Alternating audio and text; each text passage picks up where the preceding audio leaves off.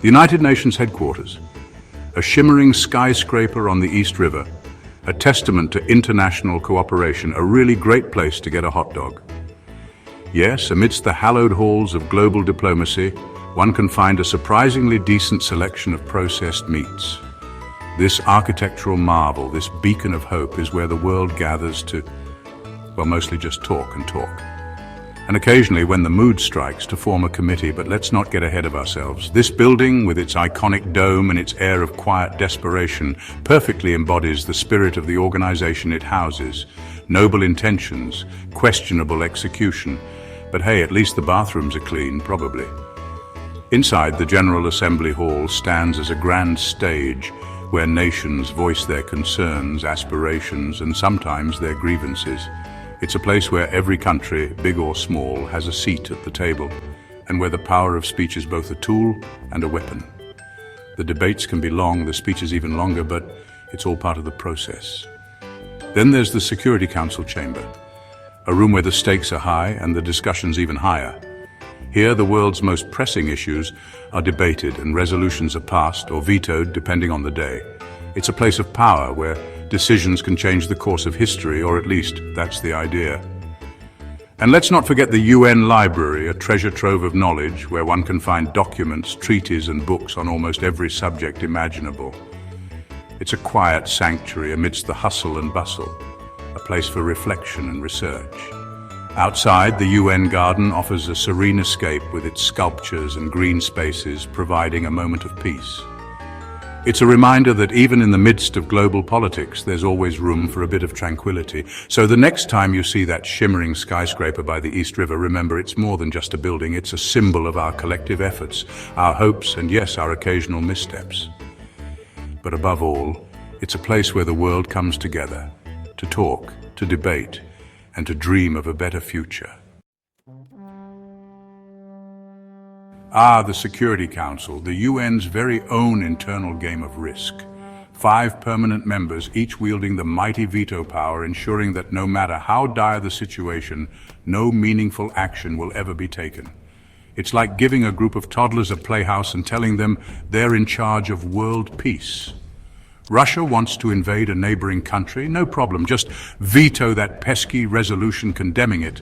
China feeling a bit oppressed by human rights concerns? Veto. The United States wants to, well, the US doesn't really need a reason, they just like using the veto. The Security Council, a testament to the enduring power of diplomatic gridlock.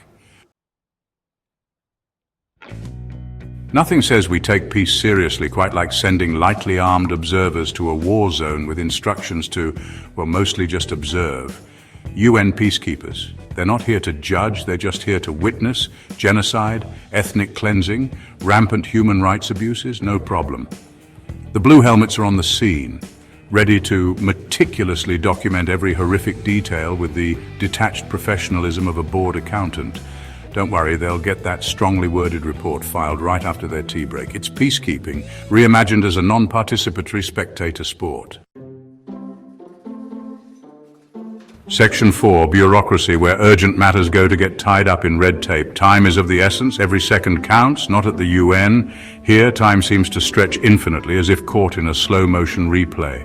The clock ticks, but progress remains elusive. Here, urgency is a foreign concept, a distant rumor whispered about in the dimly lit corridors. Decisions are made at a glacial pace, and the sense of immediacy is lost in the shadows. Want to get something done? Be prepared to navigate a Kafkaesque labyrinth of committees, subcommittees, and sub-subcommittees, each with its own set of arcane rules and regulations. It's a bureaucratic maze where every turn leads to more paperwork and more delays. Need to order paper clips? Simple tasks become Herculean efforts. You'll need to fill out Form 37B, a document so complex it might as well be written in an ancient language. Cross-referenced with Form 22C, which requires its own set of approvals and signatures. And get it signed in triplicate by the Under-Secretary General for Procurement of Office Supplies. This high-ranking official's signature is the golden ticket, but obtaining it is no small feat. And don't even think about asking for a stapler. Those require a special requisition form and a note from your mother. Yes, you heard that right, a note from your mother. The process is so convoluted it feels like a parody of itself. The layers of bureaucracy are endless, and each one adds another delay. The UN, where paperwork goes to die of old age. Here, documents gather dust and the wheels of progress grind to a halt. It's a place where the urgent becomes the forgotten, buried under a mountain of red tape. Section 5. The General Assembly, where world leaders gather to accomplish absolutely nothing. This is the place where the world's most powerful figures come together, not to solve global issues, but to engage in a grand spectacle of diplomacy and rhetoric. It's the most wonderful time of the year. A time when the air is filled with anticipation and the streets of New York City are buzzing with excitement. No, not Christmas. It's General Assembly time. Forget the holiday cheer. This is the season for political posturing and endless debates. Every September, world leaders descend upon New York City for 2 weeks of speeches, photo ops, and traffic jams. The city becomes a maze of motorcades and security details, making it a nightmare for the average commuter. It's a chance for diplomats to perfect their poker faces as they listen to hours of grandstanding and empty promises. Each speech is a carefully crafted performance designed to impress but rarely to inspire action. Will this be the year a resolution is actually passed that doesn't involve condemning Israel?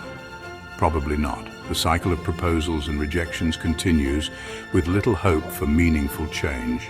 But hey, at least everyone gets a snazzy name tag and a free lunch. It's a small consolation for the hours spent in endless meetings and discussions. The General Assembly proof that you can put hundreds of people in a room together and still achieve absolutely nothing. It's a grand display of unity that often results in little more than a series of polite nods and handshakes.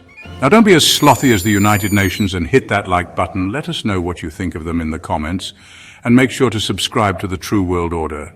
Adios, bozos.